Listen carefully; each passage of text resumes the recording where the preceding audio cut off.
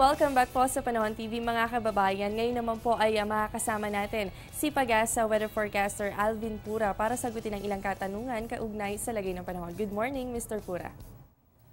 Good morning sa iyo, Jessie, at good morning din sa inyo mga viewers. Mr. Pura, kahapon nga po umiiral ito nga Intertropical Convergence Zone o ITCZ at alam naman natin na nursery ito ng mga bagyo. So sa ngayon po ba ay meron tayong nakikita na posibilidad ng pagkabuo ng mga sama ng panahon mula dito at nadagdagan po ba yung mga areas na apektado nito? Yes, Jessie, sa ngayon nga aktibo yung ating Intertropical Convergence Zone at yan po ay nandito sa area ng Mindanao. At inaasahan naman natin na in the next few weeks or few months ay yan po ay bababa hanggang dito yan sa area ng Australia pagdating ng January at February. Sa ngayon wala po tayong nakikitang anumang bagyo or low pressure area na posibleng mabuo dyan sa ating Intertropical Convergence Zone at inaasahan natin yan magtatagal hanggang 2 hanggang 3 araw. Subalit patuloy po tayong nagmo-monitor dahil nga aktibo yung ating Intertropical Convergence Zone. So yan po mga kababayan, present nga po ito nga ITCZ sa bansa natin at inaasahan naman natin na sa mga susunod na buwan ay yan po ay bababa pa sa may ilalim nga po ng bansa natin. So yan po ay wala nang magiging direktang epekto. Pero sa ngayon, patuloy po ang pag-monitor natin dito dahil ito po ay currently nakaka-apekto nga po sa may Visayas and Mindanao area. At Mr. Pura, sa kabila po ng amihan season ay patuloy din po ang pag-monitor natin sa kondisyon naman ng El Nino. So, ayon po, naglabas ng NOAA ng alert status nito lamang October 9. Ano po ba ang ibig sabihin nito at ano po ang maaaring epekto nito dito sa Pilipinas? Sa ngayon nga patuloy silang naka-monitor ng patuloy na pag-init nga ng ating sea surface temperature at inaasahan natin na yung El Nino ay nasa 70% pataas na ang chance na mangyari pero ito po ay weak El Nino lamang.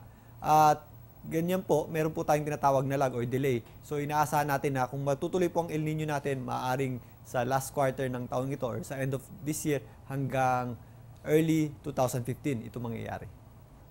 So ayan po, mula nga po sa alert status, nasa 70% na yung chance na mangyari ito nga El Nino phenomenon. Kaya naman importante pa rin yung patuloy na pagmumonitor hindi lamang sa kondisyon ng ating panahon kundi pati na rin po dito sa kondisyon ng El Nino phenomenon. At Mr. Pura, nitong mga nakaraang araw ay umiral din po itong amihan sa may northern Luzon at yan nga po ay nagdulot ng mga mahihinang pag-ulan. Pero hindi gaya sa ilang bahagi ng bansa, dito po walang mga thunderstorms activity. Ano po ba ang karakteristik ng amihan? Bakit walang thunderstorms activity mula dito?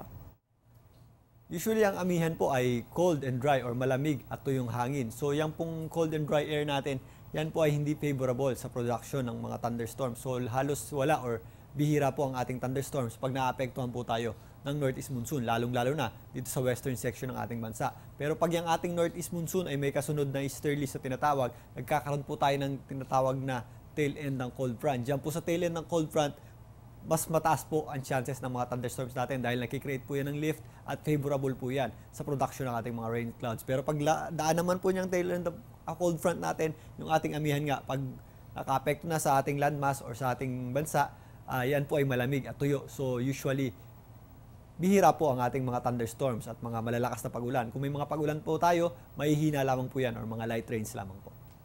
Kaya naman ang umiral po sa bansa natin ang sabay, ito nga northeast monsoon at yung easterlies nga po nakaranas po ang ilang bahagi ng bansa natin ng mga pagkidlat at pagkulog. At naipaliwanag nga sa atin ni Mr. Pura kung bakit ganun, no? At bakit nga ba walang thunderstorm activity kapag northeast monsoon lamang? Dahil nga po ito ay merong karakteristik na cold and dry air mass at hindi po yan favorable sa pagkabuo ng mga pagkidlat at pagkulog.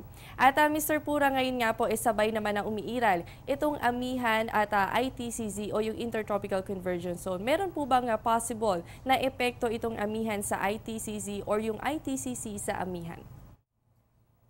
Yes, magkaibang weather system yung amihan at ITCZ. So, posibleng nandyan yung isa or posibleng wala. So, sa ngayon, magkasabay po yan na nakaka-apekto sa atin yung ating Intertropical Convergence Zone ay aktibo at yung ating high pressure area na nanggagaling sa area ng China at yan nga yung pinanggagalingan ng ating amihan or northeast monsoon. Ang epekto or ang maaaring epekto ng amihan, so dahil malamig po ang ating hangin sa ngayong panahon nito, bihira po or hindi po nakakabuelo yung ating mga low pressure area or yung ating mga bagyo na nanggagaling naman sa ating Intertropical Convergence Zone. Pero parehas po yung seasonal. Ngayong buwan, At ngayong buwan, aktibo nga po yung ating amihan at inaasahan natin na lalakas pa yan sa buwan ng January at February. Yan ang ating intertropical convergence zone. Nag-oscillate po yan. So ngayon, nasa baba po yan. So less likely na natin makita yan sa medyo mataas na lugar or hindi po yan natin inaasahan na aakyat pa hanggang Luzon. Dahil yung mga nakaraang buwan, ang September hanggang August, yan po ay medyo mataas. Diyan po ay nanggaling na dito sa Luzon area hanggang dyan sa area nga ng Taiwan. At inaasahan natin na unti-unti na po yung bababa hanggang paglipas ng ating mga susunod na buwan. At pagsapit nga ng January at February, yan po ay nandyan na sa area ng Australia. At yan po ay sumusunod kung saan po nakatutok yung ating init ng araw.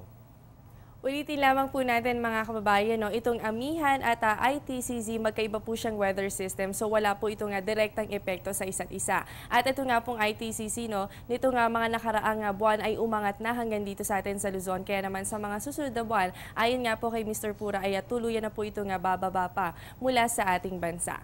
At Mr. Pura, bilang panghuling katanungan na lamang po, ano bang panahon ang aasahan natin sa mga susunod na oras? Ayon po sa nilalaman ng inyong 5 AM weather forecast. Jessie, sa ngayon nga, aktibo nga yung ating intertropical convergence zone. So patuloy tayong makakaranas ng mas maulap na papawirin at mas mataas ang probabilidad or ang chances ng ating pagulan dito po sa Mindanao, lalong-lalo na dito sa eastern section ng Mindanao. Yan po ang Caraga region at Davao region hanggang din sa area ng Soc-Sargen area. At dito po sa atin naman sa Cagayan Valley, yung ating northeast monsoon nakaka-apekto pa rin dito sa extreme northern Luzon. So kung may mga pag-ulan tayo dyan, mga light rains lamang po. Pero generally, fair weather po tayo dyan at makakaasa po tayo ng maliwalas na panahon. Dito sa atin sa Metro Manila at ang natitirang bahagi po ng ating bansa, dyan po sa Visayas at ang natitirang bahagi ng Luzon, makakaasa tayo ng maliwalas na panahon. Subalit pagsapit ng hapon, mas nagiging maulap po tayo. At kung minsan ay meron din tayong mararanasang mga localized thunderstorms or rain showers.